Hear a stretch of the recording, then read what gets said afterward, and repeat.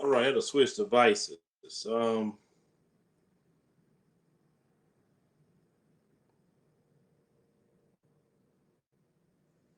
had to switch devices. My thing went down, so yeah, I had to do that. I thought I had enough power to do it, but hey, yeah, I'm back. But anyway, growing up, like in my neighborhood, I grew up in an all black neighborhood. It was nobody in my neighborhood but black people. I went to school. My school had black people and white people in my school, but my school was really segregated, if you want to call it that. It was like segregation. Black people, like if you went to the lunchroom, you had black people on one side of the lunchroom, you had white people on the other side of the lunchroom. That's kind of how it was. And it's like the two would never cross. I remember we had a principal, and his name was what's that brother name? Mr. Fowler, that was his name. And he tried to make people go on each side and put them together, but it just did not work. Everybody just kind of wanted to be separated into their little group. And one time, when I went to that YouTube event, I thought it was funny because I noticed something when I was standing there. I just panned over the whole room, and I was watching how everybody sat with each other based upon their own group. And I say, look at this. And people naturally do that without being told to do that. So when people talk about segregation, separation, when they make those conversations, believe it or not, people naturally do that. It's just putting it on paper and telling grown people you can't go over here or you can't do that. Then that's when the issues come up. No, I've been in those 60s. I graduated in 1997. I'm glad to grow up in the 80s and 90s actually, because the 80s and 90s was real good. Black people, we definitely had more of a value system in the 80s and 90s. I can say, even though yes, we had issues and problems in the 80s and 90s, but we still was better than what we are today. We had more community than we do today. They say every time you no. I went on that has nothing to do with YouTube. That was just me using my tablet, but my phone is charged up. So and I got a backup battery on that if it's a problem. But anyway, people just naturally do that. And I've seen that some people just can't get along. Some people can't. We have to accept in this country that we all are different cultures. We're all of different cultures. There's nothing wrong with that. There's nothing wrong with each culture celebrating itself and doing things. There's nothing wrong with that. But I also feel we should respect each other's culture. And we shouldn't try to, which some people, people who do this, try to take from other people's culture, then say it's not taken from someone's culture, then act like you created it when you didn't. I mean, you notice that, like, for instance, black people, we don't go take Asian people's culture and say, oh, we discovered this, and you know how the discovery thing goes. Or we don't go to Arabic culture or anybody else's culture and do that. I think we should respect each other's culture because differences make the world go round. And if God wanted us all the same, he'd have made us all the same. But it's good for us to be different. It really is. The only issue that we have in America with that is that we don't have a place for each culture to be, to celebrate or to live in harmony. Because unfortunately, due to the racial caste system in America that Europeans have created, it is completely evil, foul, and wrong. This is why, a lot of people today, as black people, when they talk about Christianity, it's a lot of talk about Christianity in the black community. And as a person who did a lot of study within the scriptures, there's a difference studying the scriptures and the slave master's version of Christianity. And the slave master's version of Christianity is actually something of his creation from his culture. This is why he made the image of Jesus white like him, because that's part of his culture, not the scriptures. They took from the scriptures and say they deal with the scriptures, but if you cannot live those scriptures, then you are not what those scriptures describe as a righteous man or righteous woman.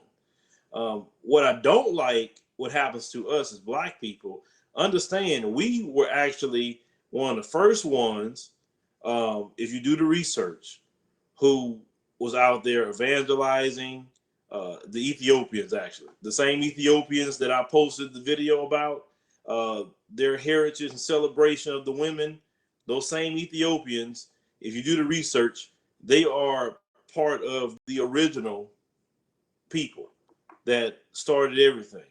Everything traced back to Africa, whether you realize it or not. Everything. Religion traced back to Africa. Human beings traced back to Africa. Africa is the wealthiest continent on the planet. If I was the supreme leader of Africa, and let's say I was acting like Donald Trump and say I want to build a wall, and all y'all not coming in here no more, all of you getting out, I guarantee the rest of the world would starve.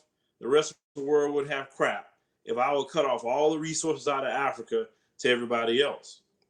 Now, Africa, and when you talk about Africa, a lot of black people in America have allowed someone of a different culture that benefits off of the disenfranchisement of African American people and African people within the continent.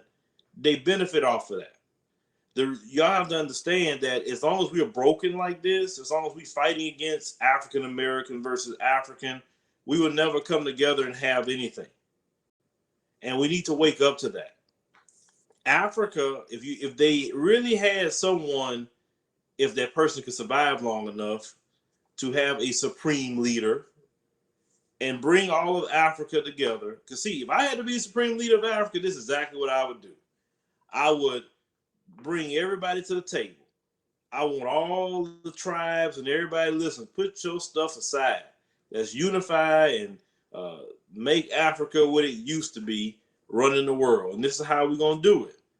First of all, we're too vulnerable. And the reason why we're too vulnerable is that we don't have a military that's strong enough and united. So if you want Africa to be someone you should respect, then you would have to get Africa to have the biggest and best military out there in the world. And you would have to make a requirement to do it. Listen, all young men, 18 to 24, you have to serve in the military. Just go have to until we build this thing up. Now, you got about 1 billion people or so in Africa. If we can get at least a 200 million man army, that would be good. Now, you say, well, how would you build your Air Force? All the resources in the African nations, you trade that for your F-16 fighter jets and everything that you need. You build up your Navy. You build up your, your tanks. You're going to have to get nuclear weapons because you can't allow people like the U.S. and Russia and all these other groups to have nuclear weapons and you can't defend yourself. If Africa was ever attacked, what could they do to stop it? They don't have no nuclear weapons. You know why they don't mess with Kim Jong-un over there in North Korea? It's because he's over there doing hydrogen bomb tests. That's why. North Korea is a small nation, but America won't go mess with them. You notice that? Every country that don't have nuclear weapons, America go mess with them. All them Arab countries, they go mess with them because they don't have nuclear weapons. Africa, if it was get together and create a bad military, that just be a way to defend yourself. Once you defend yourself, it's not to start wars with people. It's not to pick on people, because as African people, we have a loving heart. That's why we always open to other people. That's why we're so giving to other people. And because of our loving heart, and due to the fact that, remember, they said God made man in his image. Now, if we were the first people, then what God looks like then? You ever thought about that? And then God's image is love, right? But it's also, God has a righteous hatred. We don't talk about righteous hatred of God, but we'll get into another time. So others who have devilment mentality see the love black people had and use that to divide black people. And because we're loving, that's been to our detriment. And this is what they have done. They have made us love them and hate our own. And that's crazy. But they teach, if you read the scriptures, anyone that's operating in the spirit of Satan is a deceiver. Is one going to sow discord among the brethren, right? And that's been our problem. When I read this quote from a guide out of Britain, he came to Africa. And one thing he stated, and I'll never forget this, he stated that they're happy. They don't want for anything. They're rich. And he went back to the British Parliament and told them, in order for us to get what we need out of Africa, we have to break them apart. It's like that now. Let's take it back to modern times, right? If you look at Malcolm X, if you look at Martin Luther King, if you look at all the great people of the civil rights movement, you look at the Black Panther Party, or anybody that try to stand up, they always make sure to break them apart. Why? You got the biggest military in the world. What would Martin Luther King do for you to fear? What would Malcolm X do for you to fear? The thing is, they don't want that rise of that black messiah. Do you know literally they're prophesying a black messiah to rise when they said to stop the rise of the black messiah when they did COINTELPRO? They wrote COINTELPRO for black people, nobody else. You have to think about that. The inherent fear of black people rising up is something that they always feared. J. Edgar Hoover understood that. J. Edgar Hoover was a devil to every black person, from Garvey to King to Malcolm X, the Honorable Elijah Muhammad, anybody you could think of. J. Edgar Hoover was a devil to him. That's why when I went to Washington, D.C., and I looked up and I saw the J. Edgar Hoover building, I just got pissed off. I said, why in the hell are you naming a building after that terrorist? Because that's exactly what he was. He was a terrorist. Well, see, with Garvey, you talking about Garvey. Garvey's like this. Look, you don't have to worry about the Negro problem. Let's go to Liberia. I got some boats. Let's go back. Let's go back. You notice that they never wanted us to go back. The racists tell us to go back. The racists say, oh, yeah, you guys go back to Africa. But if Africa was to really get itself together, and African ambassadors would come over here and say, look, if you come on home, this is what we're going to do for you. And the African economy is great. You don't think a lot of black people go back? Why wouldn't they go back? If they set it up right, if it's good and thriving, have, military, have the luxuries, everything that you used to. Africa, believe it or not, have everything it needs right now. America don't have anything. They don't have gold just laying around. America don't have diamonds just laying around. America don't have, what's that thing called for the cell phones? Coltan just laying around. Rubies. They don't have any that sort of thing to trade with. That's why they killed Muammar Gaddafi, because he was trying to change the currency to a gold dinar, which African nations have so much gold that they don't know what to do with. And I told people that Africa, in the resources that's there, God must be preserving it, because these people have raped and pillaged Africa, and the resources have never ran out. Think about that. They have divided Africa all kind of ways. When you look at France, France has colonized so many African nations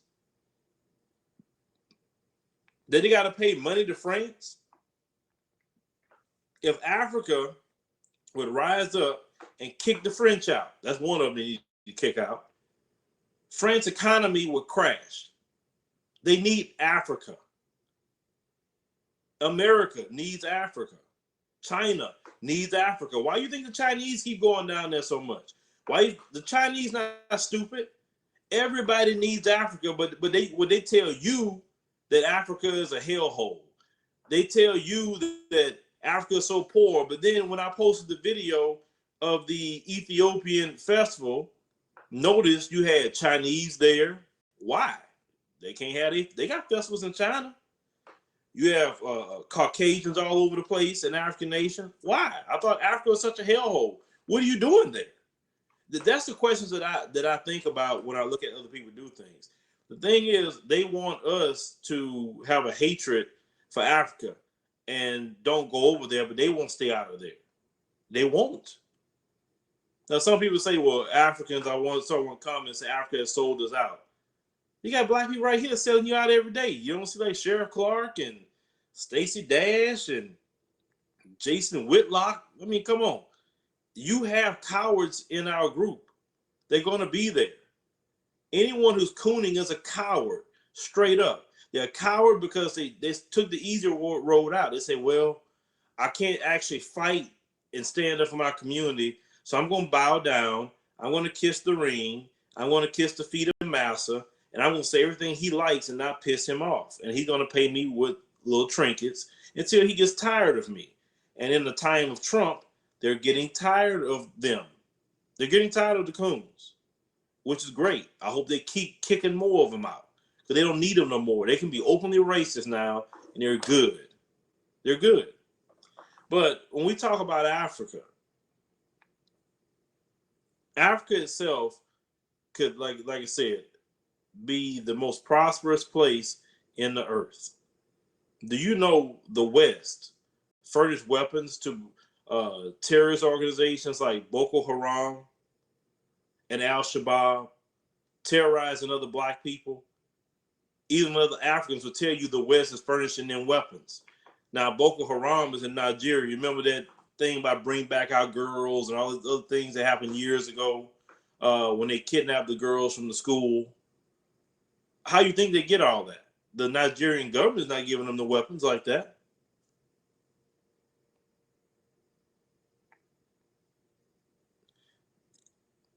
Understand something. Africa can have a bigger military than the United States could ever have. Trust me. Africa don't have to be nobody's friend. See, Robert Mugabe, that's the guy that should start leading things in Africa, or his model. Robert Mugabe didn't let them folks take over his country once he got leadership. Because we know that Zimbabwe used to be Rhodesia. Now, you remember Dylan Roof was talking about Rhodesia. It was a white supremacist hellhole. That's what Rhodesia was. And Robert Mugabe helped lead the revolution, and he ended up becoming the leader, and they ended up getting their independence and changing the name to Zimbabwe. And we have a lot of revolutionary leaders that happen to be in African nations. And, you know, believe it or not, they are inspired by us. When they see us do movements, the civil rights movement, and even originally when they had Black Lives Matter, they were inspired by that. Now, being here in America, the leadership, they make sure the leadership isn't men, and that's done on purpose. Because women, when they too many of them in leadership, the corruption comes in because they play on emotionalism. Now, when you had King and when you had Malcolm X, the Honorable Elijah Muhammad, etc., in that time period, a lot of sisters was very instrumental in support roles, but they wasn't doing the full leadership. And black men have to take the lead on that. But these people have successfully flipped our community in gender roles, and you have the women doing masculine things, and you got people like Young Jock in the dress, in which I'm gonna talk about that separately. But they want black men to be feminized. Walking around with your pants sagging is feminization. That's not a style. And one thing I've said to men and women, you actually can stop black men from doing that crap if you set a hard line stance that I'm not going to fool with no dude that's sagging his pants. That's despicable. And in our own community, we did not accept that sort of thing. But now you're a so-called thug if you walk around with your pants halfway down your behind. What did this person say? Would like to discuss some issues and research. Is it be real like sugar free? Sugar free. Yeah. I like now sugar free, yeah. I used to listen to sugar free a lot at one point in time.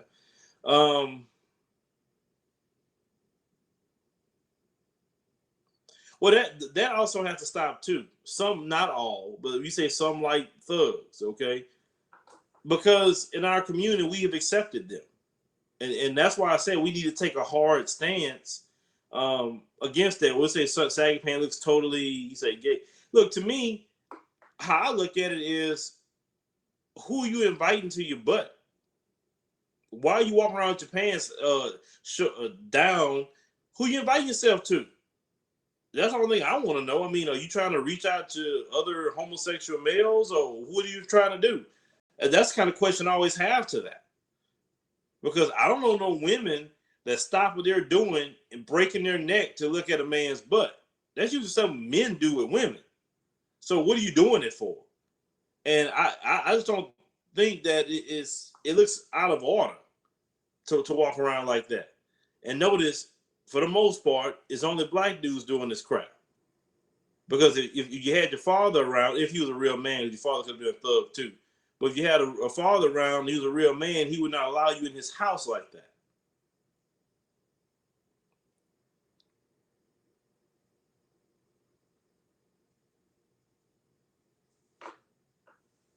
Hold on. What was that comment say? I never accepted them. All they do is go to Becky and act a clown in front of them. Well, look, you talk about the Becky situation. She's not gonna marry him. That's what y'all gotta understand. She's not gonna marry him. I told y'all, I know the cycle of Becky. What she gonna do? She gonna be in her area, whatever that may be. And her daddy may be around, and of course, most men want their grandchildren to look like them. That's why. But Caucasians have a little bit more anger and fervor about that, because anybody they mix with, it kills them off. As black people, we still see ourselves due to our heavy, strong genes. So, what a lot of times what Becky would do, she'd go off to college, and then she'd be running through black dudes like water through your hand, and maybe she'd fool with them a little bit more. But when it all said and done, when she ready to settle down, she gonna marry a white dude. She's not gonna marry no black dude. She not. And if she is gonna marry you, you're gonna be the upper echelon black dude. You're not gonna be the black dude that's a piece of crap. You're not. And matter of fact, some people asking those questions. Well, how is it these black men, when they become successful, why is it that they seem to be with these different groups of women? And usually, what a lot of these women say that don't understand is that those women are literally watching out for those type of black men. They may like black men, but they're not gonna get a black man that's Pookie and Ray Ray. And you got a few that'll do that, but those aren't your ones that come from those decent areas. They'll sit there and watch these dudes and go up to these black men and talk to them and do whatever to get their attention. They do. A black man will be sitting there minding his own business. They'll come up and say, hey, how you doing? And have this conversation, big smile on their face. They even buy him a drink. Want to see take him out XYZ, and then they could have worked together. Because the bad part, Tupac Shakur talked about this, as you go up the ladder, the amount of black people in your life start thinning out. Because Tupac talked about that, how when he had to get out the hood and he had to go basically move in the area where suburb or wherever you want to call it he was staying at, he got people in the neighborhood that really don't want him to be there. But then he can't go back to his neighborhood because he'll get robbed because people over there are hungry. So really he was talking about how you start feeling alone the higher you get. At least with Caucasians, no matter if they're poor or they're rich, they still can go stay in the neighborhood where people mostly look like them. We as black people, we do have a few communities like that in the U.S. where the black people are successful, but it's far and few in between. You can't give me a black neighborhood in every city in America where the black middle class and upper class blacks have a whole community they created for themselves. And that's the bad part. Oh, you say buy some land. You mentioned DeSoto. I said every city, not DeSoto. Every city. Caucasians have a neighborhood in every city, or a few neighborhoods in every city where the middle class or upper class Caucasians can go stay. And the neighborhood is predominantly them. That's what I'm saying. As you become successful, the amount of black people start shrinking in your life. That's the bad part. That's like the curse. It's like a curse of success for black people to a point. You say buy some land. Yeah, you can buy some land, but okay, come together and do it. I've been told people there's a lot of land right here in Texas you can buy. A lot of land in this state. This state got too much land.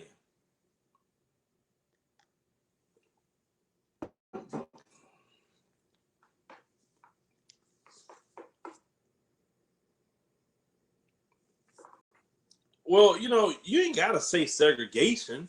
You can just talk about building your community. I mean, people got to put the reason why sometimes black people get a backlash to saying the word segregation is because we fought against it, and then now we're saying we want it. I don't think we need to mention the word segregation. We just need to say we need to build our communities. We need to build schools. We need to build hospitals. We need to build doctors' offices. We need to build lawyers' offices. Anything you could think of that we need to be self-sufficient in our community.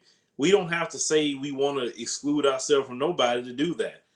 Constantly saying you need to separate, it's like, why are you saying it? Why? Just do it. Just go ahead and create a community. I don't think nobody's going to stop you from creating a community. I don't see it. But see, the thing is, if you don't want to create a community, why don't we come from the four corners of America and centralize in different locations and become a nucleus? Like this, the majority of black people live in the South. They don't live in the East. They don't live in the West. They sure don't live all over the northern states. They live in the South, right? Why can't we all have an exodus back to the South and have the majority of black people in one spot?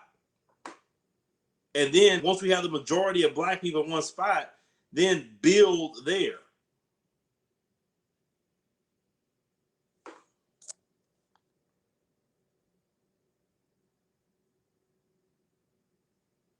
That's what we need to do.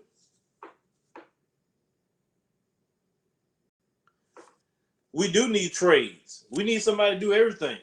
But unfortunately, these days, we're raising a culture where nobody want to get their hands dirty.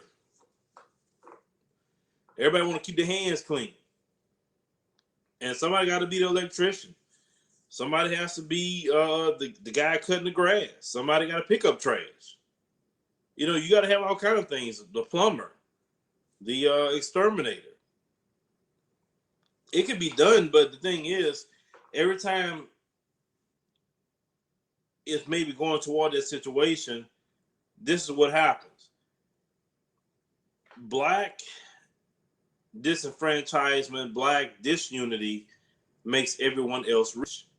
If you unify here, and even if you unify in Africa, that will be the turning point for you worldwide if you learn how to unify, and that would be death's door for all these other groups of people who benefit off of you. You have to understand that.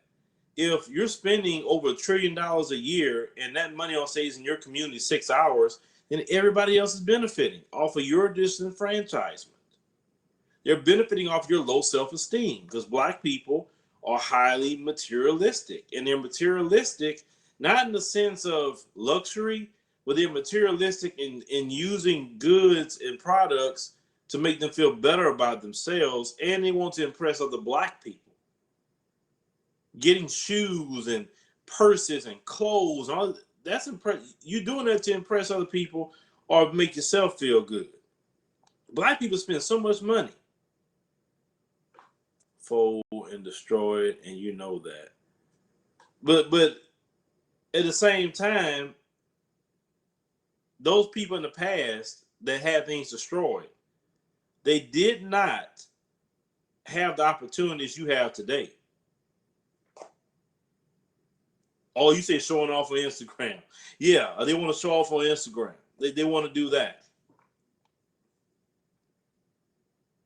And then you have a lot of black people that's fearful. That's another reason we can't do something. A lot of black people are afraid of white people. To be honest, they're afraid of them. They're afraid of what they think they may do or say. They're afraid to do things separate. But I'm going to tell you something. When you go through a hurricane, you're going to really see them same white people is not coming to your rescue like that. They go rescue their own first. They're not rescuing you. This is why I was saying we need about 30 brothers minimum with 30 boats. That way, when you have an issue with flooding, these brothers could drop them boats and go get people out of the community. Them folks not going to come get us first. They're going to get their own. They're not coming to get us. That's been proven time and time again. Any hurricane, they're not getting black people. My thing is, accept it, make arrangements so that won't happen to you again. And once you make these arrangements, let's start dealing with filing lawsuits against the government for denying you your rights as a taxpayer.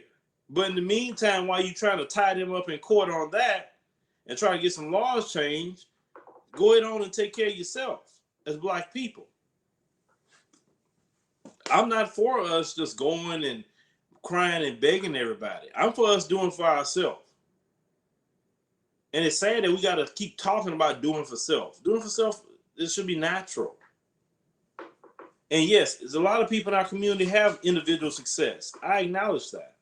But if we don't have collective success, we don't have success. You're right. A lot of black people do seek white people's approval.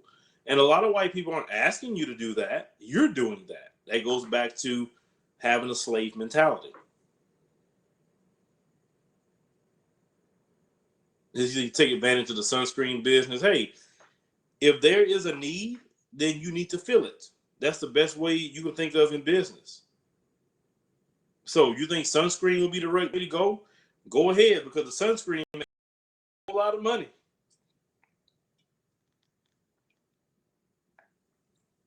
The sunscreen, man, is going to be a business for real. That sun getting so powerful now, it's burning them folks, giving them second and third degree burns. So, brother, if you think you need to get in the sunscreen business, get into it. That could be a multi-billion-dollar industry for you. You say shea butter sunscreen, hey, come up with it. But make sure you patent that sunscreen and never sell it to them folks so you can pass it down to your children. I don't care how many money they come to you and say, hey, we'll buy you sunscreen business from you for $1 billion. That's okay, because it's probably worth 100.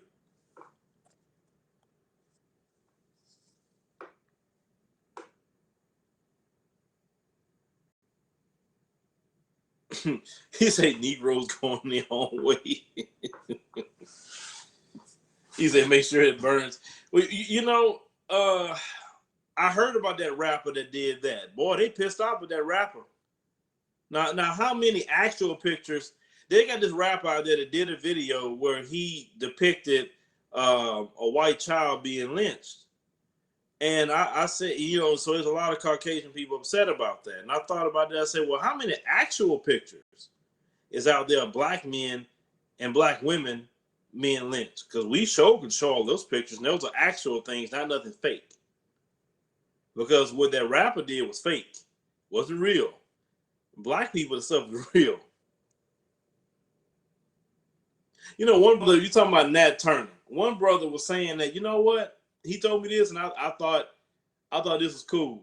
He said, "Don't take down no more Confederate statues. Leave them Robert E. Lee statues alone. But what we need to do is start erecting statues of Nat Turner." I'm like, not a bad idea. Why not?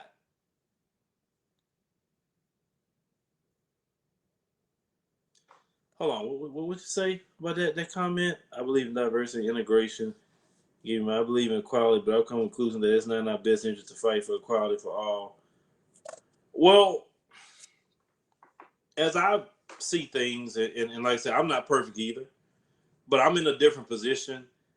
When people see me making videos, doesn't mean I'm fighting for something. I mean, if I have to report things sometime because it's what's out there for us to report at the time, and then being a outlet that has black people speaking, we need to have our opinion about certain things. And then as I learn and as I grow and more people bring things to me and I start getting more educated on certain issues, my stance start changing based on education.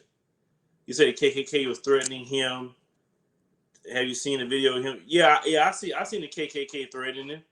I mean, that's it is what it is. I mean, you should know that when you went into that. I mean, come on. I mean, now me personally, I wouldn't make a video like that. I think that's stupid. I mean, I don't see how is that going to benefit the black community, that kind of video. But hey, to each his own. Do what you want to do. That's how I feel about it. I'm drinking water, bro. H2O.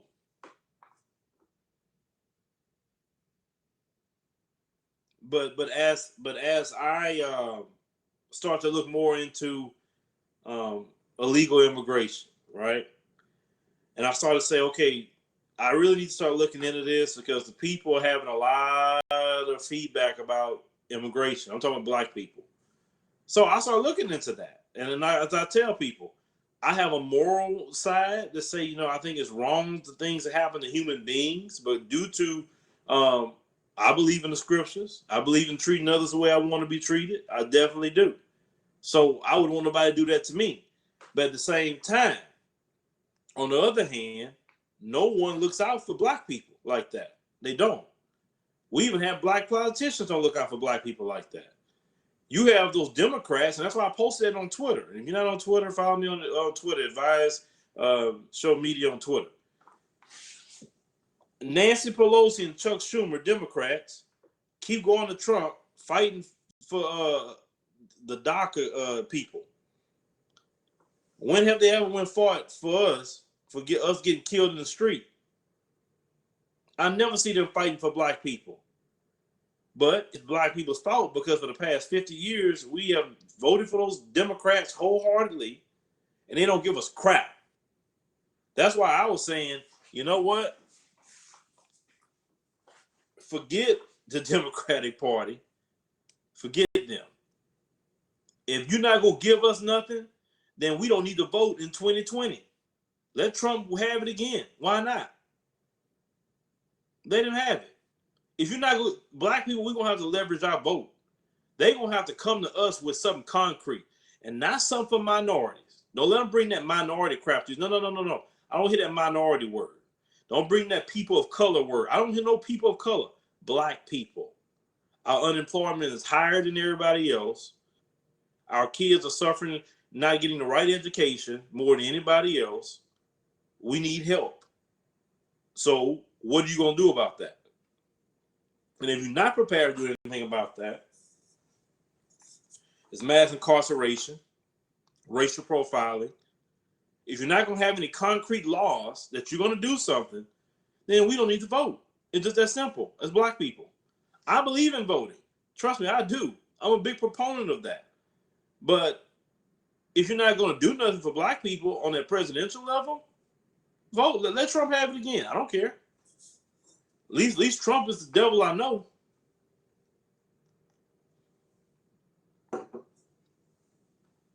Right, vote locally. Vote locally. That's the only thing I can say that really affect you, and pick the right people. Don't pick a black person just because they're black. That's another thing I need to say. Black people have to stop doing that. Research that black person. Make sure that black person's for black people and their interest.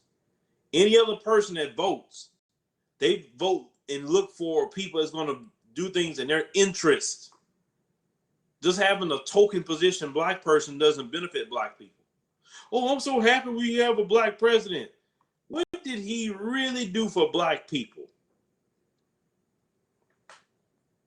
What programs did he put in place? You say, yeah, Barack Obama did this for black people. I'm just using his name. I can't think of it.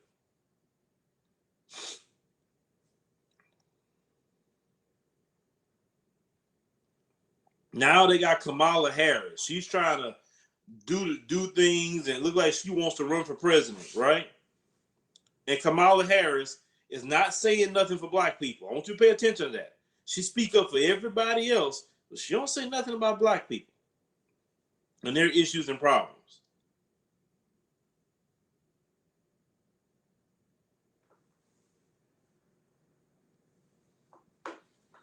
No, they don't do. You're right, because they don't promise black people anything. Notice something. They make sure to promise something to Caucasian people. They say, look, jobs. You know, Trump say, I'm going to bring manufacturing back. All this stuff, he had to promise them people something. That's why Trump trying to do it, because he promised it to them. And they expect Trump to give them what they want. They expect it.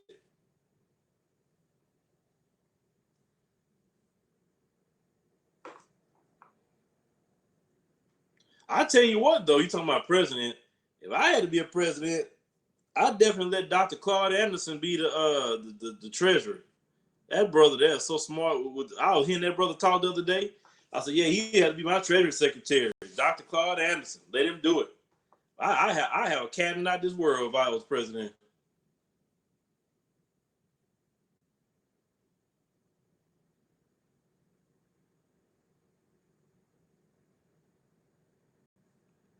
Have I ever considered writing a book? Yes, I have considered that. I actually worked on that, but then I just stopped. You know, it's like I get so busy doing other things. Yeah, Claude Anderson. Yeah, you would be a fool not to put him as your secretary, treasury secretary. You have to be a fool.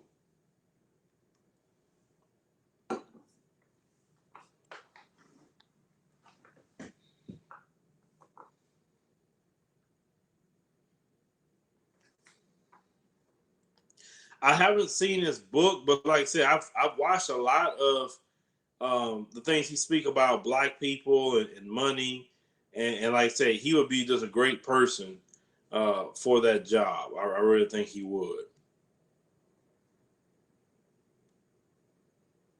Oh, Cory Booker, I don't trust him either. I don't trust him. I don't trust him at all. Now I'm noticing something too. Maybe I'm leaning. I'm reaching too much. What I'm about to say. Barack Obama, Kamala Harris, Cory Booker. What they all have in common? I was paying attention to something. What all three of them have in common?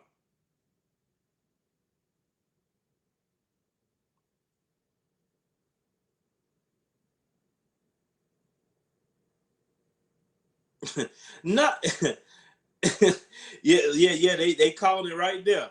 I don't know if Kamala's have biracial or whatever. I don't know. Maybe you guys know. But notice they practicing if we give it to a black person, they're gonna be a light skinned black person or black person mixed race. Notice they how many think about it, how many dark black women and black men they really push out there like that.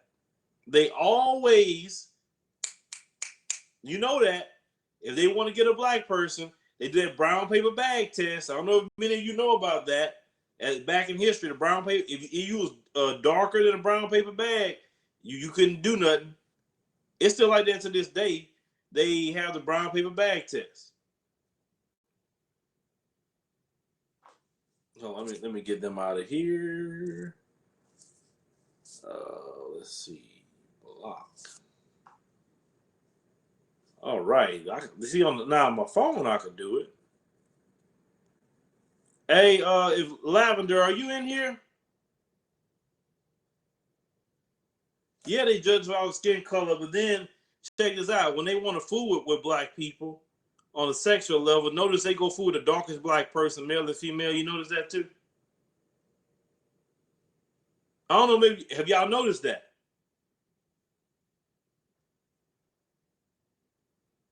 Now, Morgan Freeman said that we haven't had a black president yet. He said we had a biracial president, but we haven't had a black president with two black parents, at least not yet.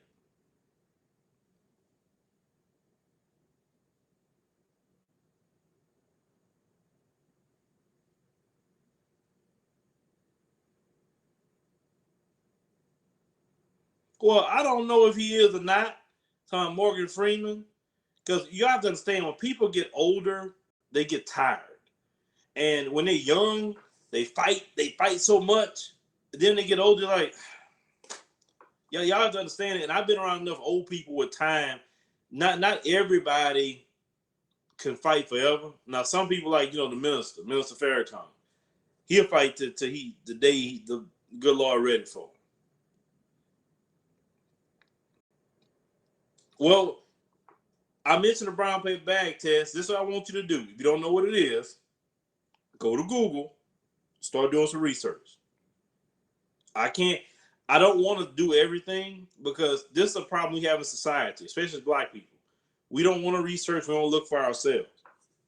I don't know why I need some water today.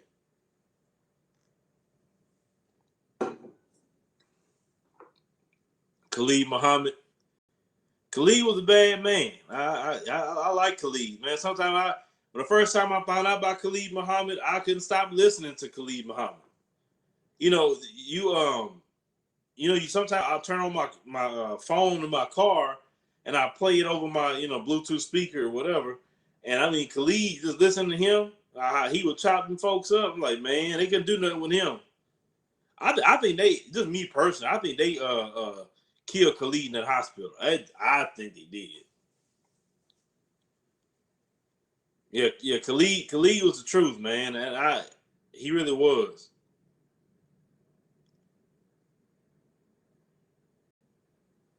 Yeah, that's a Yeti cup. It is. Now I got this cup about 2 years ago for Father's Day. I didn't even know what the Yeti cup was. Didn't even know. Um, they say, hey, happy Father's Day. And I said, oh, okay, you got me a cup. Ooh. It's a Yeti cup. You know what it is? I said, nah. I said, I don't know what that is. And like, yeah, it's supposed to keep your stuff cold. And like for hours. And I said, okay. So I'm thinking, all right, cool. So then one day I had my water in a cup. I like to drink a lot of water. Had ice in it. And I left it in there about 3 hours. And normally, hey, you leave water in a cup, the ice will be melted. It's not going to be there. Thank you, Fargo Tusk. Thank you very much. Appreciate that. So I left it in there, and then I came back. The car was hot.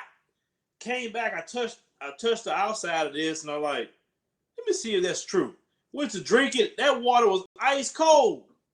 I said, that junk worked. Boy, I was like, I got on the phone and said, boy, that cup actually worked. And I said, how much I pay for that cup again? And so that's the thing, they said like $40.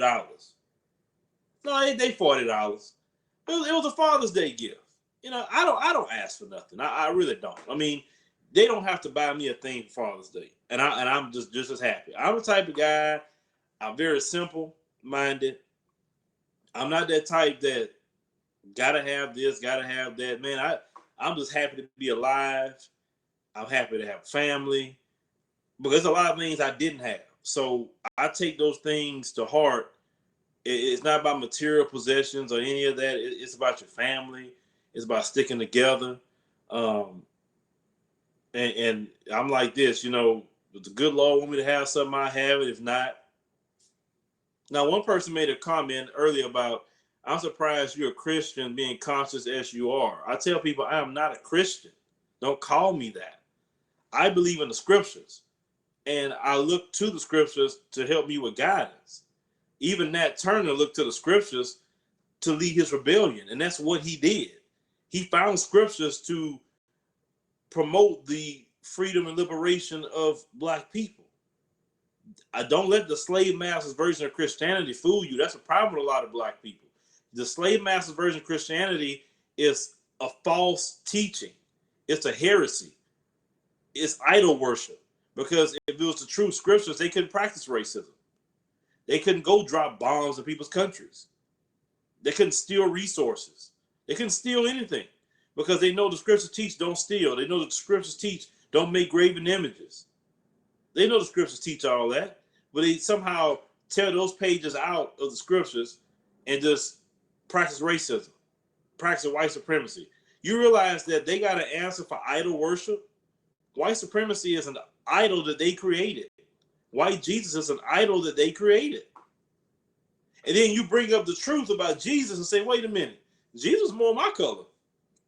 Well, why does it matter about the race of Jesus? I should ask you the same question, why you changed it, if it didn't matter. All of a sudden it don't matter when the truth come out. Jesus was a good black man. He really was. Nothing wrong with Jesus. Don't sit up there and have people saying something wrong with Jesus. Like when you say white Jesus, that is a false idol. The real Jesus look like you. Follow his teachings and his words. You got black people walking their house, big old white Jesus in there. If I go in your church or your house and I see a big white Jesus, I'm leaving. I'm telling you I'm leaving. Because I already know your mindset at. I can't deal with that slave mind. In the book of Revelation, it's right there telling you about Jesus. And you don't go read it?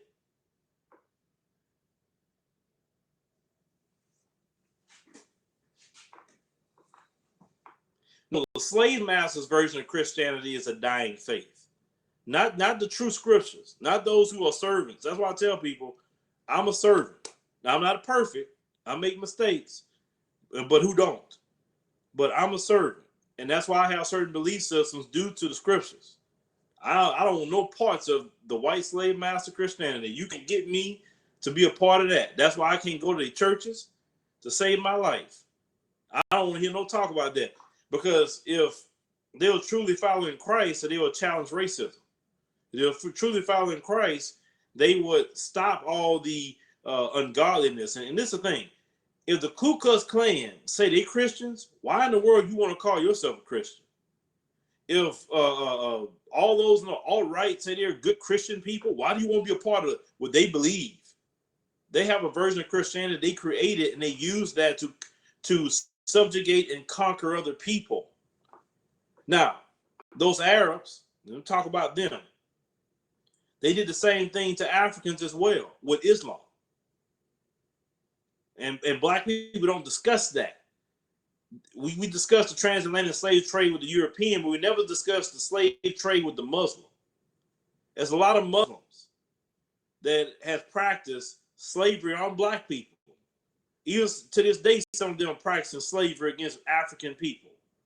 They're in African nations treating black people like the Jim Crow South. And we don't talk about that either. It's just not the European you got to talk about. If you're going to talk about slavery, you got to talk about that Muslim too. And if you start really studying what they were doing and what they continue to do, you start actually thinking like Trump. Once you start looking into it, what they've done to African people. Because me, I look at what they do to us.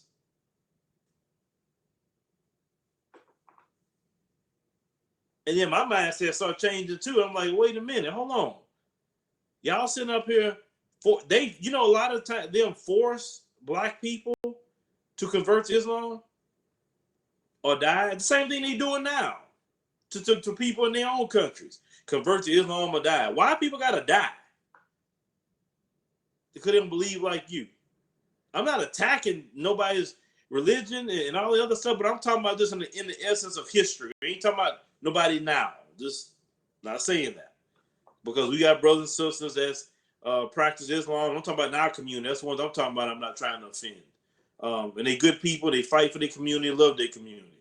But in the guise of history, those Arabs went over there to African nations and want to go set up shop. They want to set up shop in Egypt too. They don't belong in Egypt. They don't belong in Tunisia. They don't belong in none of those countries. They need to go to their countries, and that's what I'm saying. It's just not the white people in Africa. It's just not the Chinese. It's them Arabs too. They need to be like Trump. He start deporting everybody out of Africa. Deport everybody out until we, like he said, until we figure out what the hell is going on. That's what we need. That's what Africans need to do. Deport them all. Kick them out. South Africa, crazy as hell. 90% black, 10% Caucasian. And you let them Caucasians run your country? Look, over here is one thing, but there, it's too many of y'all. How in the world, how you let them run you? That's the only thing I'm trying to say. Same thing with them Arabs in Northern Africa. You let them talk to you any kind of way, treat you any kind of way. I said, I'm going to do that live stream when I get a chance to show y'all that video. That's gonna piss. You know how y'all pissed off with that South Korean video I put up? You gonna be more pissed about them Arabs, more than the South Koreans. Trust me. When the South Koreans are doing that's small stuff. Wait till I post that video about them Arabs and how they treat black people in African nations. You gonna see? Yeah. That country right there. It was. I can't say it right.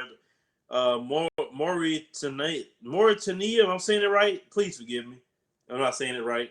I'm just looking at it on the fly. Yeah, how they treat black people out there.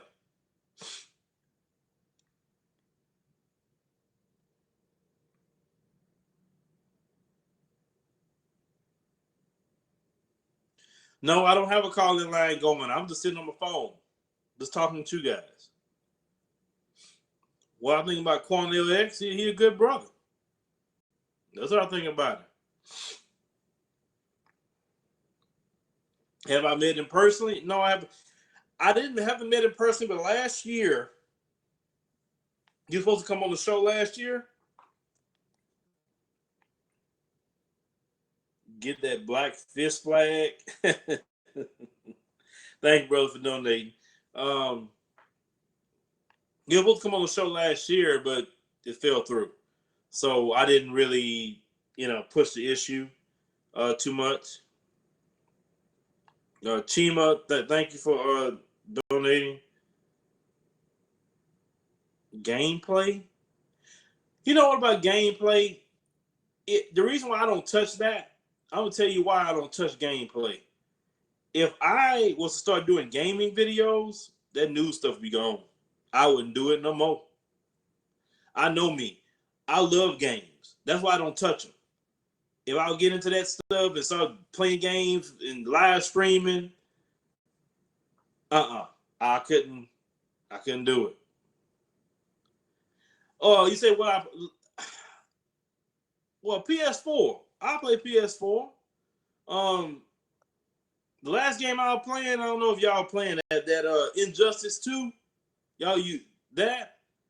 Yeah, I was playing that, but I try to stay away because I know how I am with games. I don't touch them. I mean, one time I went in there with my son playing that Injustice 2. I look up, it was 6 o'clock in the morning. I went in there with him by 9 a.m., 6 o'clock in the morning. I'm still at my wife could say, "You been here all night playing this game? Like, what time it is? It's 6. I'm like, for real? Oh, man. I said, I can't come in here because I'll be stuck. I'll be stuck. I will be stuck. So, that's why sometimes when I buy him games, I'm buying them games for me. For him. Oh, boy.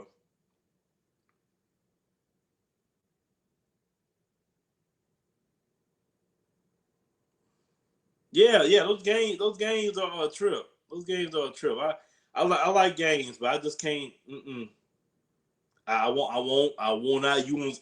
Well, I see made a video in about 2 weeks. Man, he on that gaming channel he created though, so that's why I don't fool with it. Well, shoot, you play games. They got races on there too, as we can see. I mean, shoot. I remember one time I was playing the game, the Injustice game, and I was using Dark Side. I beat a dude. Hold on a second. I beat a dude. He was pissed off because I beat him with Dark Side, and call me all kind of N words. Man, cause I beat it.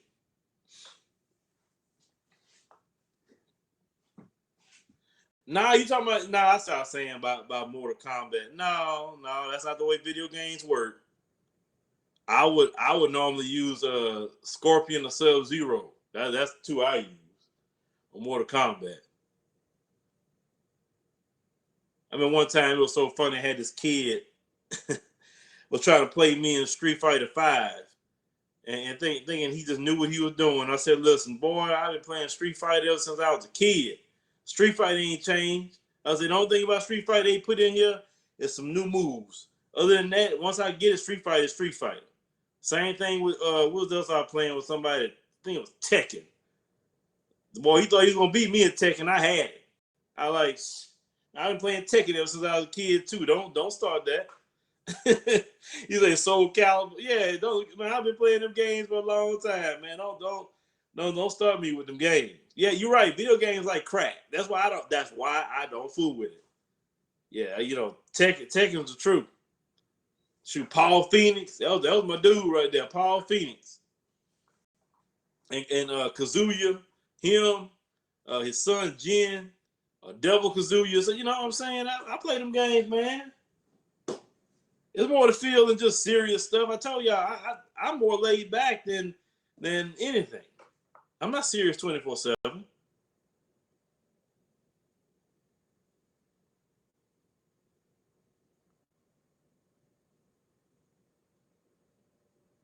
What's happening, man? You need to catch on the replay. Madden, man, I ain't played a Madden in a minute. I don't want to touch Madden either. If I start touching Madden, I'm not gonna be. I tell y'all, I'm not gonna be making no videos, so I don't touch it. I don't fool with it. GTA 5 and all that. I played that too. I don't want to be touching those games. I told y'all.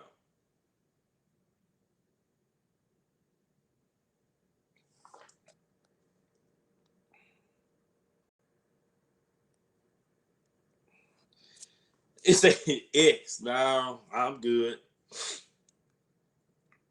Oh yeah, Jamil Hill. Yeah. Man, I got to do a news story on that one just to give it proper topic. But ESPN wanted to suspend her, and that brother, that's her co-host, said, "I ain't doing the show unless she here." So ESPN, what they tried to do is go to two other black people and ask them, "Hey, would you want to come on for them to replace them?" They said no, so they had to let Jamil back on the show. And I said, man, shout out to them for actually standing up and doing the right thing. Because usually there'll be a black person, shoot, man, I'll take that opportunity. I can finally make it. But shout out to them. I'll do a video about it so I can make sure to give them the proper, credit and all that.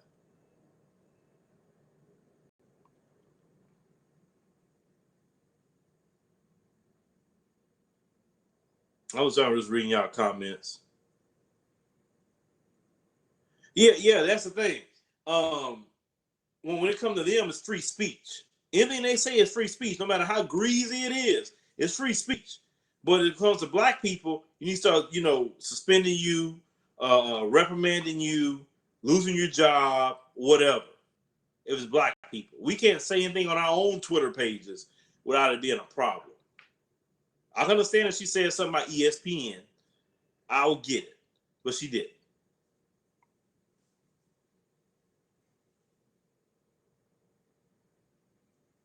Yeah, that brother stepped up to the plate. That brother stepped up and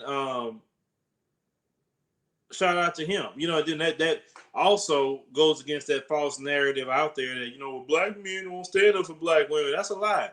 That brother put his job on the line standing up for a black woman that didn't do nothing wrong. And then another man and a black woman stood up for that same sister.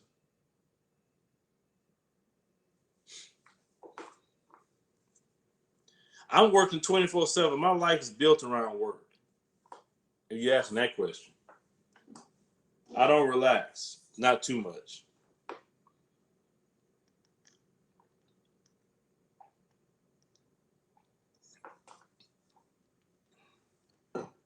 I didn't know there was some gender war going on.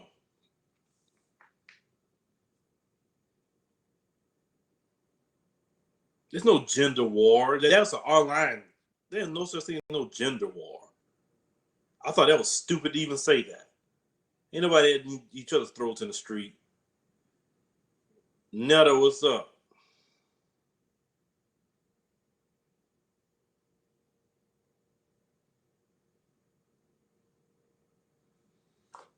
Say what's just happening in Jamaica with the Chinese.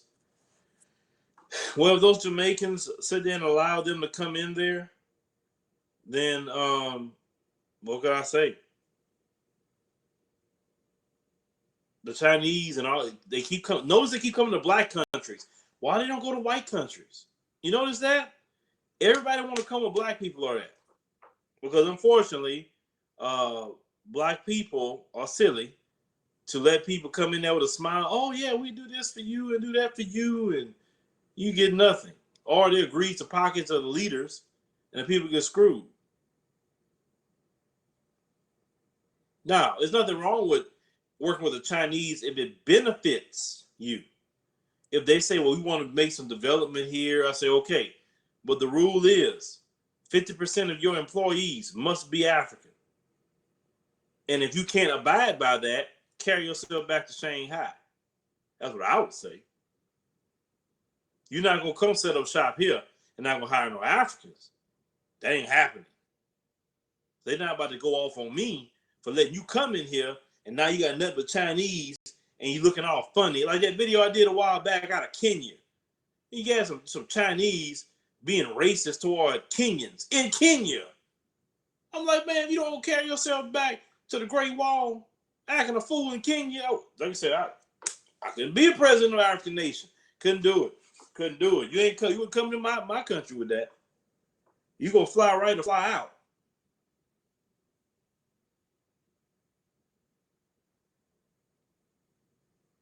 I have to look into that. Because I don't see how you can sell. I don't see how one leader can sell off a whole independent nation.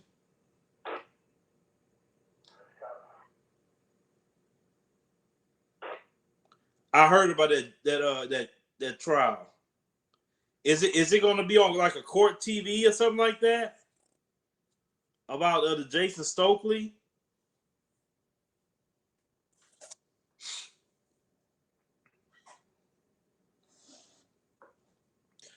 But you say okay. You say why do they feel so racist, acting racist in Kenya? Because unfortunately, and I hate to say this, but as black people, we're stupid. We let everybody run over us, but if it was another Kenyan that did that, they probably would have killed him. That's how we are. We so quick to hurt and harm each other and kill each other. But other people, they can do whatever they want to us.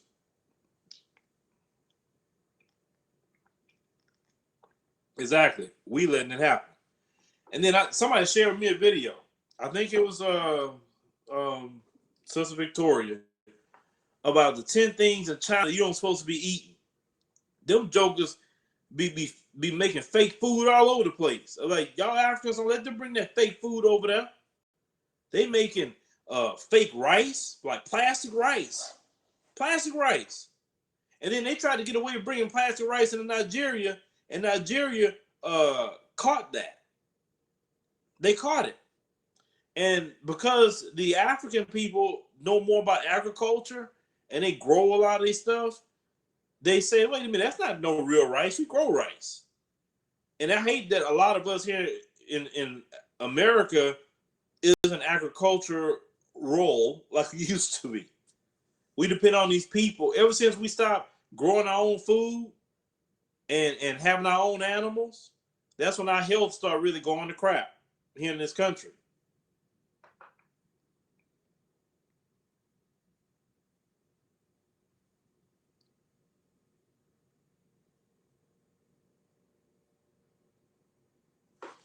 Okay, let's see here. I noticed the news have moved on.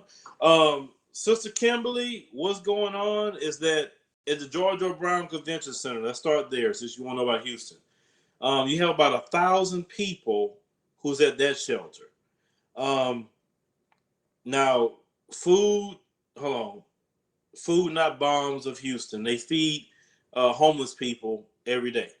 They go out there, and I know what the main person that's involved with that.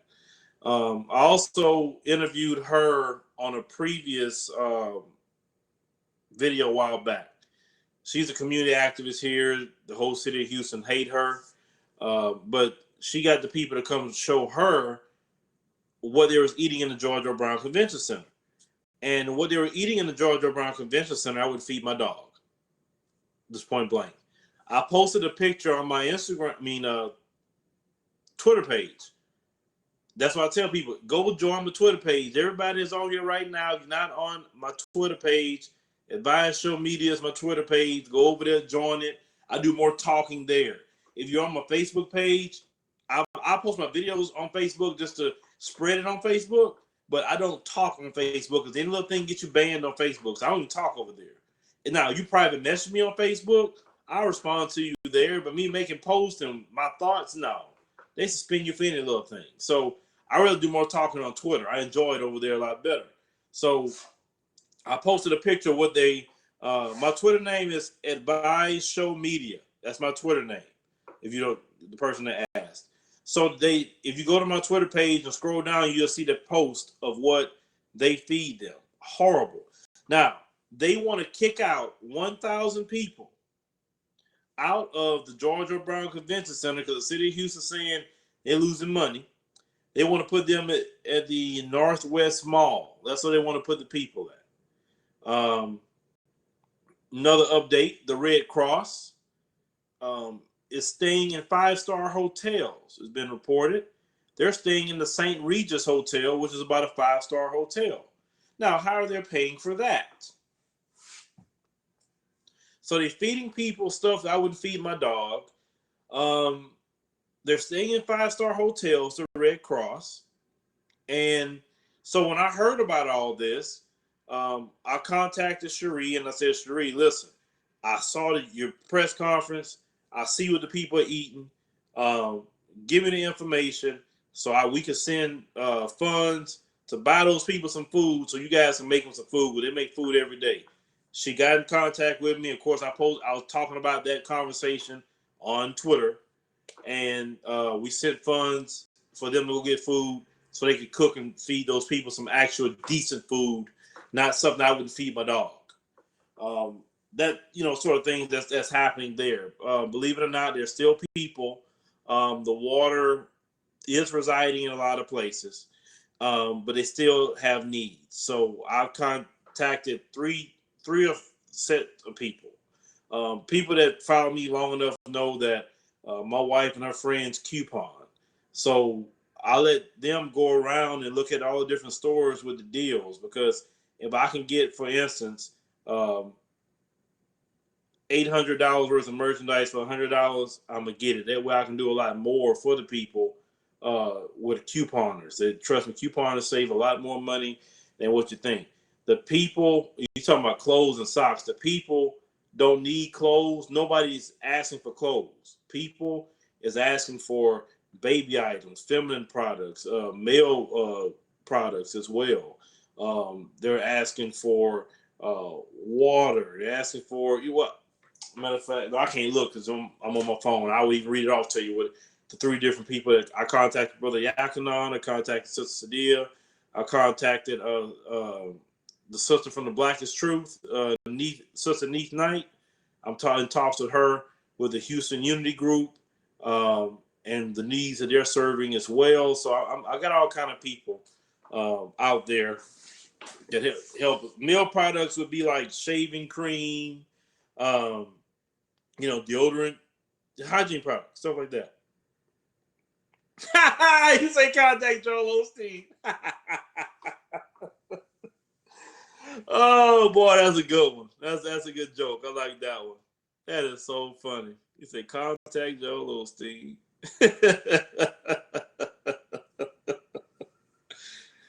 Oh boy, yeah, that's funny. Well, what did the person say?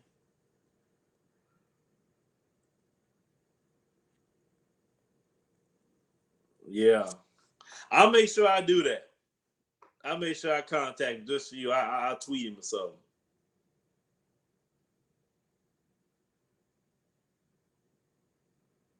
Oh, wait. Who is Sister Kimberly? Who is the C.K. Nelson? Who is that?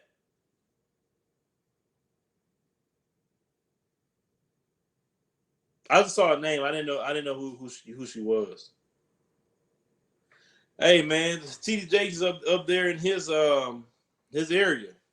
I guarantee you, TD Jakes won't make that kind of mistake like Joel Osteen. Of course, they hate Jamel Hill now. Anybody that says about racism, they hate him. I.B. Hilliard. What I.B. I posted a story about I.B. Hilliard a few years ago. Let me think. Well, he was talking about the helicopter. He talking about he needed another helicopter. So the old helicopter was messed up, and if they gave a certain amount of money, then in a few days, this is how they do it too. Y'all, it's amazing how they tell y'all this.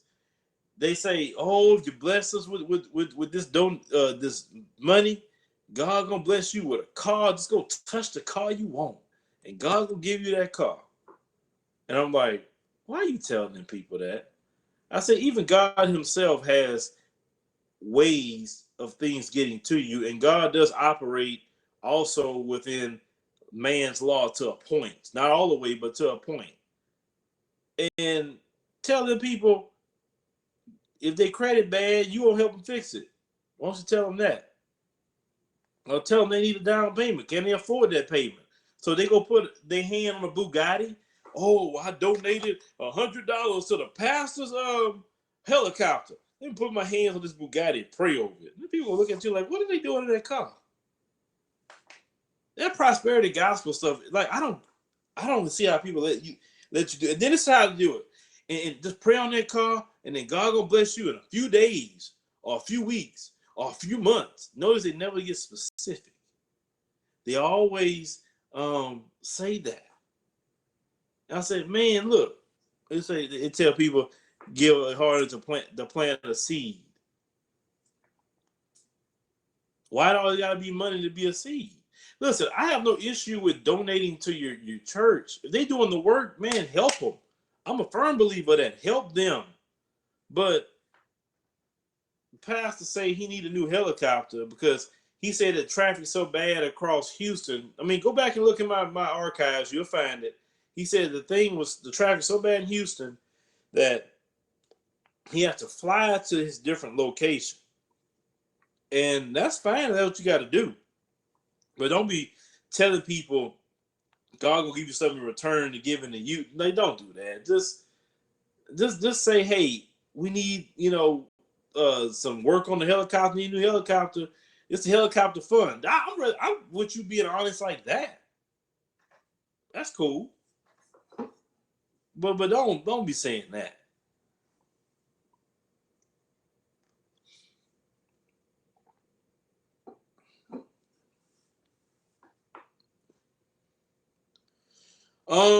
Harvey. Well, the same thing happened with some people with Harvey, happened with Katrina. And you have a good section of people that got displaced. They're in Dallas and the surrounding areas. And some people lost everything, so they're literally stuck up there, right? So you got that issue. And they have to possibly come back if they can and redo their life if they want to do it here. Now, if I was the president, now I'm gonna tell you this much. This is how I would do. All coastal counties, all coastal people from Texas all the way up to Maine, anywhere someone's on the coast where hurricanes hit, in order for you to get an FHA loan, I would say you have to have mandatory flood insurance. If you're not going to have mandatory flood insurance like they have mandatory homeowners insurance, then you're not going to get the FHA loan, which is one of the loans that people get when they buy a home is FHA. They got conventional loans, but conventional loans are only good for when, let's say you sold a house, because usually they want 20% down, so that 20%, usually come off of the sale of your house, and you want more of a house, so that's why people do conventional.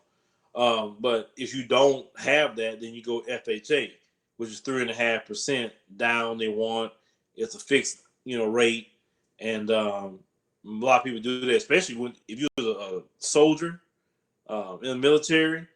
VA loans are even better rates than the FHA if you was in the military.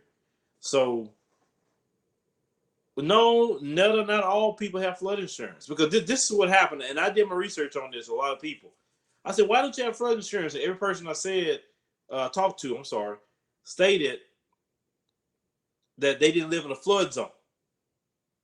And since they didn't live in a flood zone, they wasn't required to have flood insurance. And if they got flood insurance, it's going to be considered extra, and they'll start charging them more money.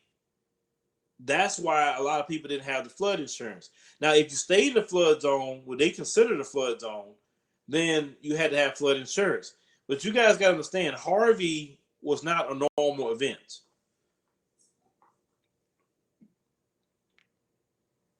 Harvey was something that we don't really see. You get what I'm saying? So we had a tropical storm hit here last year. Well, no big deal. Wind, rain, lights didn't go out, no big deal. But Harvey, people have to understand, Harvey set over us for 3 days.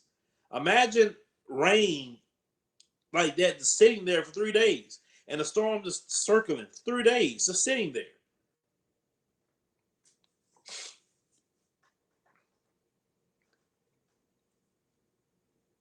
So that's what kind of, and what the dams didn't break. What they did, Sister Kimberly, they opened those floodgates and let those reservoirs out. That's why a lot of people are suing the different counties, because they reflooded their homes. And once they reflooded their homes, the homes stayed underwater so long that the foundations were shifting.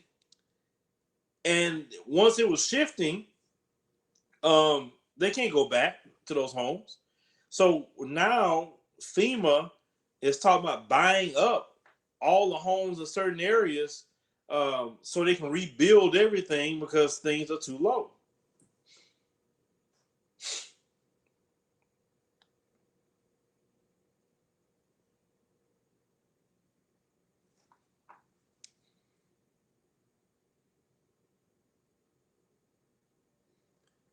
When did this channel start? I think that's in the info. Yeah, there you go. I'm on my phone. Thank you for saying that.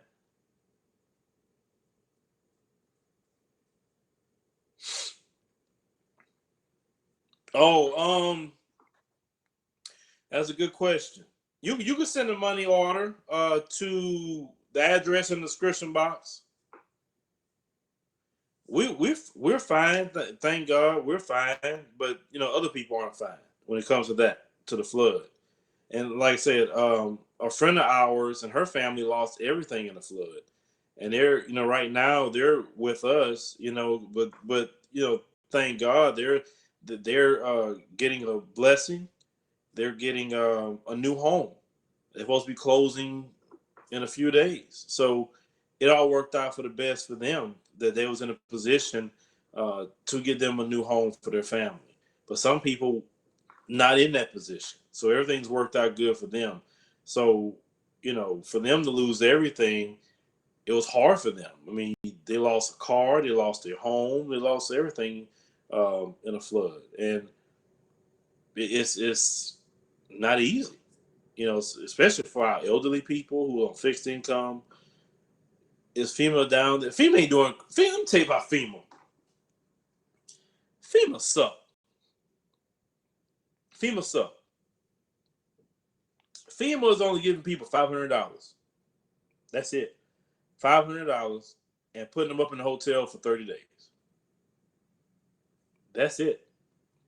Now, back when Hurricane Rita and Katrina happened, FEMA used to give you $2,000.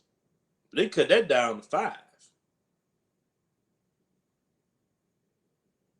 And when people used to have hurricanes, FEMA would make a deal with every company to say, give these people 3 months to pay their bills. You call in people, they only give you 1 month.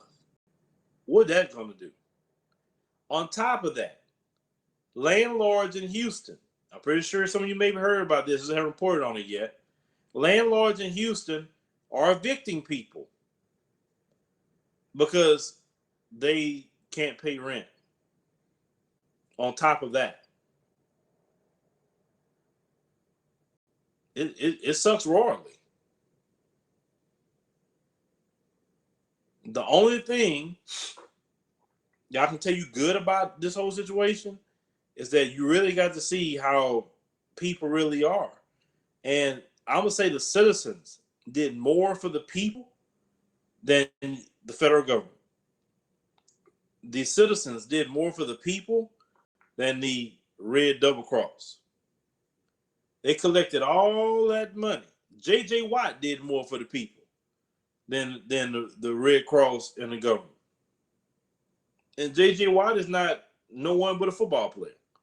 He used his platform to raise funds, and he did it. And I say shout out to J.J. Watt for doing that.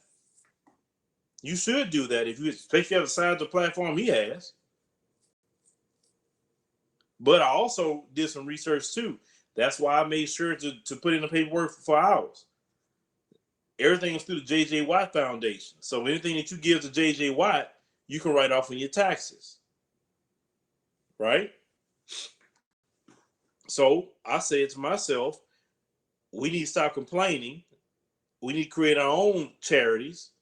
That way we know where the money's going and we know the community will be helped. So that's why when I told you guys in that video, we sent off all our paperwork to get our 501c3.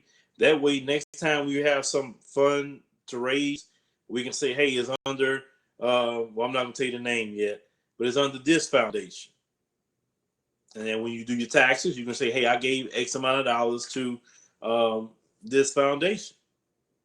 Because sometimes people who are in business and they have to give away a certain amount of a year, they will say, hey, I'd rather give it to this foundation and help people, and I can write it off on my taxes, so it benefits to both of us. Yeah, you have to have your own everything. You can't just complain about other people. Okay, the Red Cross, this sucks. Okay, well, don't keep complaining about them. Create your own.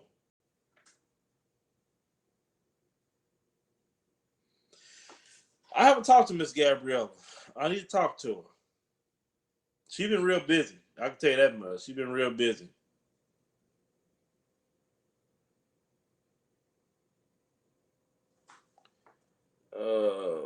Okay. Okay, if that's your opinion, then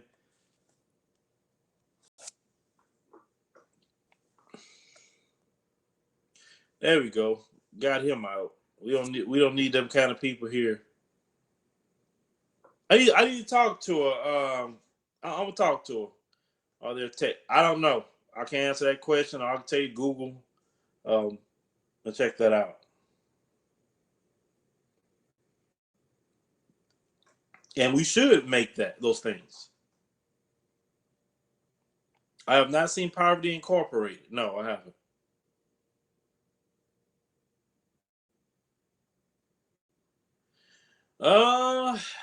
I tell people I don't think they want me in politics because they probably want to kill me. Let's see. What's your email address? I like to speak to you through email. All my contact information is in the description box.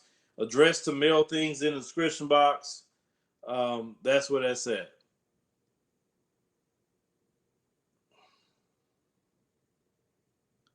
I don't know who a Rick and Morty is. Sorry. Buy land. That would be a good thing for you to do. Buy all the acres you can and then grow you some food. Say, do you work out?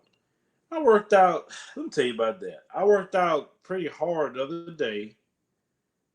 Very, very hard workout. I went to go work out at 6 o'clock this morning. And he wasn't there. I said, wait, I'm like, man, you told me to be here at 6 o'clock in the morning. I'm here at 5:45, ready to work out. And you ain't here. So I'm about to get on to him too. Because I told myself, I need to get my workout on, man. I need to get my workout on. I need to get out there and start running. I need to do a whole lot more running. So I said, we need to build up where I can run some miles. So I need to do that.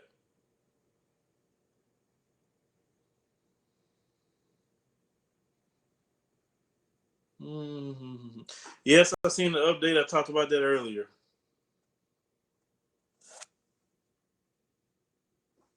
Let's see. Hold on, what you say? Oh yeah, there'd be many construction jobs. You're right. I tell you what, if you got money and a CDL, get you a dump truck, if anything, right? Get you a dump truck and go pick up all this trash. You can make some money that way. Trust me, if I had a CDL and had a truck like that, I would do it. All right, cool. Well, you know what? You can get off my lackluster page. How about that? Anyway, so yeah, we had to get Tyler Hill out of here. Once again, I've been just so busy with this channel. This channel causes me a lot of work. I told you guys that. Some freedom I had before, I lost some of that freedom. So I'm trying to regain that freedom back so I can do other things. No, I'm not either. I am not no Martin Luther King. Brother Derek's good. I talked to him maybe about 2 weeks ago. And I posted a live stream there, but I'm gonna post some other content there. I got especially for Patreon.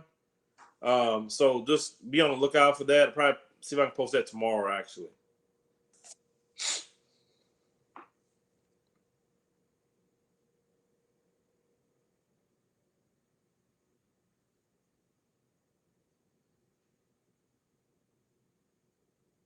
I will never answer a question like that. Let me tell you something. Two things you don't answer questions on. You don't answer questions on any type of gun. You don't answer questions on any kind of money you're making. You don't show any money. That's things you don't let people know about. Keep that to yourself at all times, especially with these folks. Why would you say that publicly?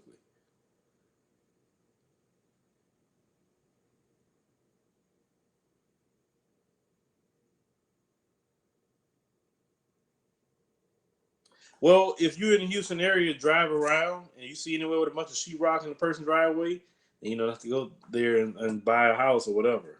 So, did you say that FEMA was buying? Yes, FEMA was buying up certain areas that got destroyed because they need to rebuild certain things.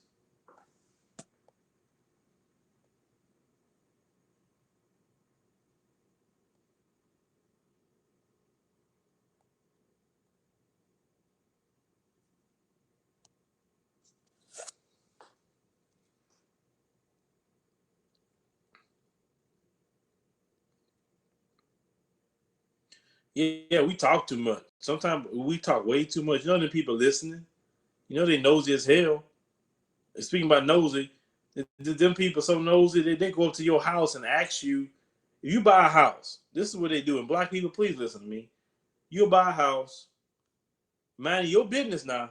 You ain't messing with them. And they come to your house, oh, how you doing it? This is what they do.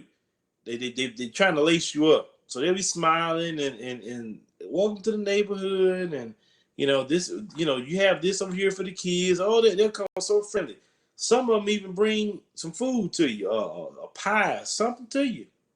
Listen, so they'll be talking to you, chit chat, and they may say, oh, well, the previous neighbors, I knew them, and they were decent people, and but we just want to just welcome you to the neighborhood. It's like, okay, so you thinking, oh, okay, some nice people, it's cool to meet some nice people, and then here it comes. So then they go like, well, I mean, like, what do you do for a living?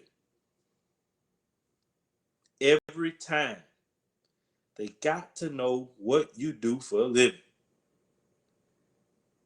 because this is the thing. Especially if you buy homes in certain areas, they got to know, how did they get in here? I gotta know how they got in here. I gotta know. I know how much that house costs, or I know what the kind of neighborhood this is. How did he get in here? I gotta go over there and find out what he do for a living. I gotta know. I got to know. Now, I don't know no other group of people that would do that. None. Asking, what do you do for a living? And don't tell them. You can tell them something dry. I work at McDonald's. You can say something, you know. Why would you say you sell drugs? See, you looking for trouble with the folks. Come on now. You know, you got to play your position very well. I would say I sell drugs. You know, yes, right. Sister Shayla May, you say you don't discuss your business with strangers. Yeah, I say I don't know you like that. So why are you asking me? You know, so sometimes if they ask me something like that, I flip it on them. I ask them, well, what do you do for a living? I'm not going to answer that question. Them folks nosy. They always want to know how you get your money. You talking about black people pocket watching? Nobody pocket watch more than they do. I'm telling you. It'll be a black celebrity. Well, you know, he got about $40 million. What does he do with all that money? You never hear him say that about white people. Other white people, what they do with their money, only black people. Serena, she has this much money. What does she do with all that? Always want to know what black people do with their money. Nobody else. You never hear that. They don't never ask what Mexicans do with their money, Asians do with their money, Jews, Arabs. They'll never ask. Always black people. Remember that. Always you. No, I don't smoke no weed. Why would I do that crap? You say, live around lots of white people and they trip because we have a few cars. Yeah, oh yeah, they trip. Because you're not supposed to have that. And then this is the thing. This is what they hate the most. Once they see you got a nice house, nice area, they know you're a decent black person. They know that. They want to know what you're making because this is the thing. They want to find out if you are, wait for it, uppity. Because see, an uppity black person to them is the worst. They rather deal with Pookie and Ray Ray than an uppity black person. Because in their mind, uppity means I'm not taking your crap. I'll piss on your shoe in your face because you don't mean crap to me. I got out here on my own merit. I bought this house on my own merit. I have no privilege. I worked hard because it was 10 times against me. So move out the way, right? They don't like that because they know you'll talk to them any kind of way. They know that. So they don't want you to be uppity. But see, they'd be cool when they go back. Oh, I think he's kind of uppity. Doggone right, I'm uppity. To you, I am. I'm cool with my people. But because they feel threatened, successful black people are threatening to them. It's a threat. And they don't like to see that.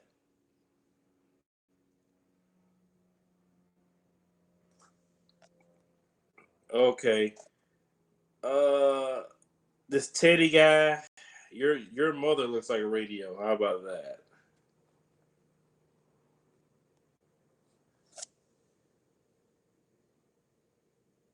You say Italy? Oh, okay. Well, shout out from Italy.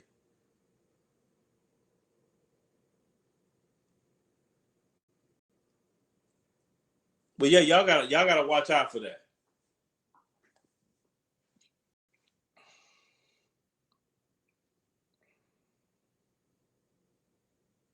Please watch out for that. And this rule, now this rule definitely applies to black people, okay? But this rule can also apply to other groups of people as well that's not black. Um, they want to know how you got your money. They want to know. They gotta know. And then if you tell them how you get your money, even on a vague way, then they gonna try to fill you out with time. You know, certain conversations they gonna have. Eventually, they gonna try to get toward politics with you to see kind of where you lean, because a lot of black people who have something, some of them lean politically to the right. A lot of them do, and the reasoning they lean politically to the right is not because they believe in conservative values, but then they in a different tax bracket. So they're seeing how much money they're paying out to the IRS, and Democratic policies isn't good for black people who are in different tax brackets. So that's why they become Republican, because they hopefully can get those tax breaks. That's kind of how it happens. Because some people say, how can a black person be a Republican? I used to think like that until I started getting to know some black people who really making it like that, and having conversations with them, and seeing different things, and then you understand. That's why they have that statement, when I was poor, I was a Democrat. When I got a little money, I became a Republican. That's really where that comes from. Yes, it's the taxes. It is the taxes. 30% tax is what you're going to pay on small business. You're not looking forward to income tax. So like we do joke about the income tax ballers. If you're getting a refund back, it's because you don't make enough. If you make a certain amount, then you fear not fear, but you don't want to hear talk of the IRS. You don't want to hear talk of them. You're going to try to extend your taxes to October.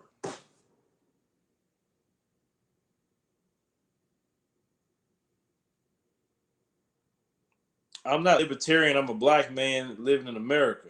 I don't attach myself to political ideologies, um, because people always want to label you. I think Democrat, Republican, conservative, liberal, libertarian, that's just labels to put you in a box. Because if people can't identify you, they have a problem with that.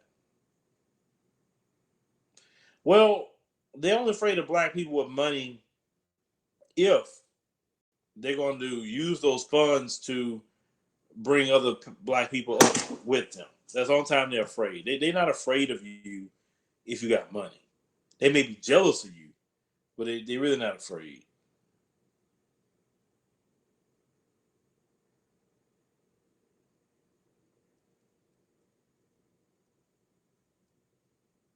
Oh, I can't tell you those kind of questions where I see myself 5 years from now.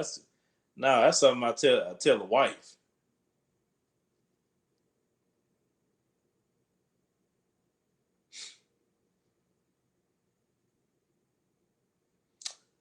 Um, there's one question: Do you believe Americans need to stop blaming illegal immigrants for their failure and not succeeding? As I study, and I've been doing a lot of studying, the legal immigration argument is a legitimate one, especially for the black community. From what I read, black men are actually more affected than anyone else due to illegal immigration on the level of entry level jobs. Black young men can't get those jobs due to illegal immigration. Um, how I feel about immigration. I always say that personally. I don't think it's right that people just come over here and get things. Now the kids that's brought over, like I said, is a moral issue, but you got to think about it. Black people been paying taxes, sweating and dying for hundreds of years. And some people get over here and they think they're better than black people. You wouldn't have a 1965 immigration bill if it wasn't been for black people fighting so hard. All these people come in this country and get over on black people, and then you look down on black people and act like you're better. I'm not saying you to ask the question, but they act like they're better than black people. When it wasn't meant for us, nobody else be over here. Cause we the one put in the fight. We the one lost our lives. We the one got sprayed with the water hose. We the one got bit by dogs. We the one was hanging from trees. No, you know what I'm saying? It was us. And then from our experience, you got all these people that came along with us during the civil rights movement, and now when they start passing out honorary white cards because of that, then they say forget black people. This happened with the Jewish people. This happened with the Italian people. This will happen with the Irish people. This will happen with the Polish people. All these different people um, benefited from the civil rights movement, and we got screwed. And then when they got their honorary white cards and they call themselves white now, at one point in time they couldn't do that. Now that them same people say black people lazy. They don't want to do this. They don't want to do that. So that's why you have a lot of black people now saying, man, I ain't helping nobody. Because look what happened to us during the civil rights movement. Now, when I'm speaking to you, it's facts that you can go back and research yourself. Show me how those other groups have benefited black people. Show me.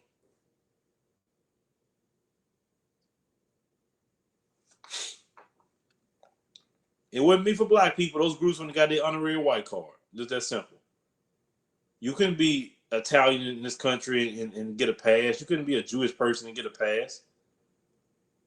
It was straight up, if you wasn't white like them, what they deem as white, you wasn't getting a pass.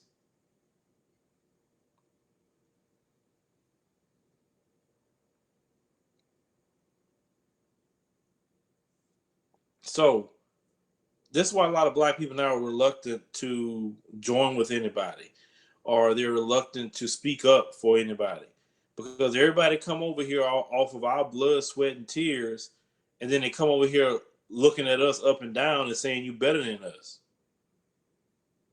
but you didn't put in the work like we put in the work. So we should have more of a voice to anything. We should get anything that we ask for, because we put in the work in this country. My ancestors built this country. And if you're in this country, your ancestors built this country. No, we don't need to get involved. Like I said before, it's a moral issue with DACA, and I think it's wrong to just do kids that, and kids that grew up that didn't have a choice to come over here. That's a different issue. But financially, if you want to look at money, it doesn't benefit the black community. I'd look at the money aspect as well. It doesn't benefit the black community. Show me how they benefit the black community. So I get behind you if you show me. But you're not showing me. And I mean, as a black person, I'm tired of watching everybody else get benefited and we always get screwed. We get nothing.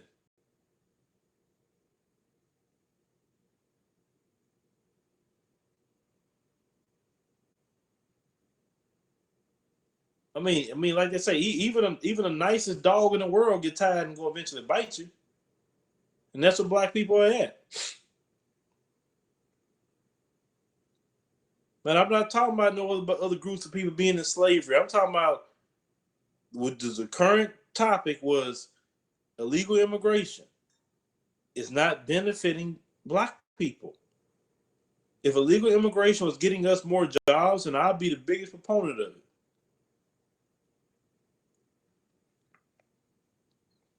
And then they use them little words, like we said before, minority, person of color. We get screwed with that too, because they say, well, you got to have so many minorities. Well, since the word minority means non-white, every other group outside of non-white could fill those minority quotas, and no blacks got to be hired on jobs. And they're still filling their minority quota. Then, if they're going to do something with black people, they're going to do it with the black woman, because the black woman meets minority and also gender quota for women. Double minority, right? According to where they wrote up everything. So black men, that's why we get screwed more. And the black man is also the natural enemy of, you see why. They don't want the black man to rise up. They rather look, they cool with Oprah Winfrey having billions of dollars, but they not cool with a black man having that kind of money.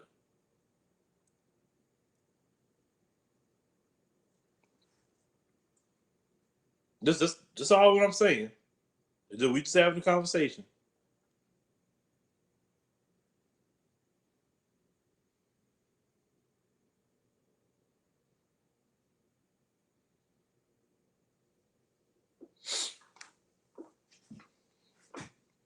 I'm not saying it's not hard for other people. I'm not saying that at all. That did not come out of my mouth. I'm just saying, as black people, we get screwed constantly, and it's no benefit. That's why a lot of black people say they don't want to be fighting for nobody anymore, because we get screwed. We get out there, we get the race soldiers, we get the bad rap, and then everybody else slide right back in with massa and act like we didn't do nothing. Or You only sliding over here with us when you out of good graces with Massa. Not black people come fight for us. I mean, a lot of black people tired. They just tired of that. You know, you got it's called give. It's called give and take, not give. That's just kind of how it works. And that's how a lot of black people feel. So that's why some black people just, when you see their responses, I'm trying to interpret that for you, that you're just out of anger. And this generation have seen how that turning of the cheek and just loving everybody is not getting us anywhere. We're getting deeper and deeper in the pit.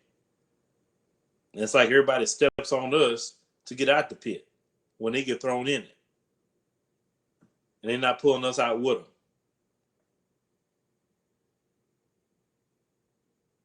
The only thing I'm saying, just like I said, just a conversation. Why, you know, some people may respond the way they respond. Now, do I agree with people using racial slurs and all that other stuff toward people? No, I don't agree with that.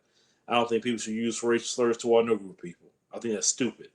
Well, what you have, 171,000 words minimum in the English language. Pretty sure you can describe people or different things without using slurs. So, but that's my position on that.